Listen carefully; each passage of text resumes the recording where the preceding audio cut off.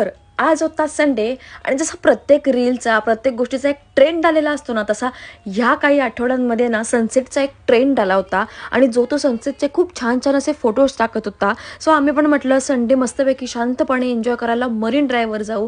पण आम्ही जात होतो मुंबईतल्या मरीन ड्राईव्हवर आणि मुंबई आणि शांतपणा या दोन्ही गोष्टींचा काहीच ताळमेळ नसताना आम्ही म्हणजे मी, तेजस आणि साई आम्ही तिघही पोहोचलो मरीन ड्राईव्हला. गर्दी बघून ना खरं तर आम्ही बरेच अंदाज लावले की आज कोणाची मॅच आहे का, की आज कोणी सेलिब्रिटी किंवा पॉलिटिशियन कोणी येणार आहे का, कसली रॅली आहे का, असे बरेच अंदाज लावल्यानंतर आम्हाला लक्षात आलं की ज्या गोष्टीसाठी आम्ही आलो होतो मरीन ड्राईव्हला, ऑफकोर्स सनसेटसाठी,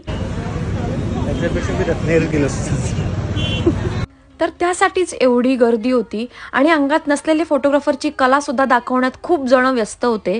त्याच्यामुळे आम्ही थोडं लांबच राहिलो आणि लकीली आम्हाला बसायला एक जागा मिळाली आणि त्याच्यामुळे आम्हाला सनसेट छान एन्जॉय करता आला. आणि जेन्युइनली सांगू का, एवढी सगळी गर्दी वर्थ होती कारण सनसेट खरंच खूप मस्त दिसत होता.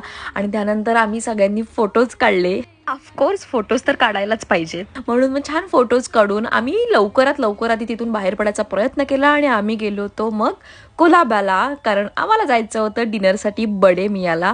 साईला हे वाद्य अजिबात घ्यायचं नव्हतं, पण तरी तिथल्या लोकांना आणि त्या काकांना काय एवढं एंटरटेन करत होता मला माहीत नाही. आणि आम्ही नंतर गेलो होतो सॉफ्टी खायला. एवढ्या मोठ्या लाईन नंतर फायनली आम्हाला सॉफ्टी मिळालं. नंतर असं वाटायला लागलं त्यापेक्षा आपण डायरेक्ट जेवायलाच गेलो असतो तर बरं झालं असतं. पण फायनली आम्ही बडे मियाला गेलो आणि नशीब किती चांगलं असावं माझं, म्हणजे आम्हाला सांगितलं होतं 30 to 45 मिनिट्स वेट करावं लागेल, पण पुढच्या 10 मिनिटात आम्हाला लगेच टेबल मिळालं. मग काय, त्यानंतर मग पटापट ऑर्डर केलं आणि जेवण आल्या आल्या पहिला ताव मारला. पण जेन्युइनली सांगायचं तर बडी मियाला मला अर्धा तास तरी वेट करावं लागलं असं तरी माझी चिडचिड झाली नसती, कारण वर्थ आहे वेट करणं.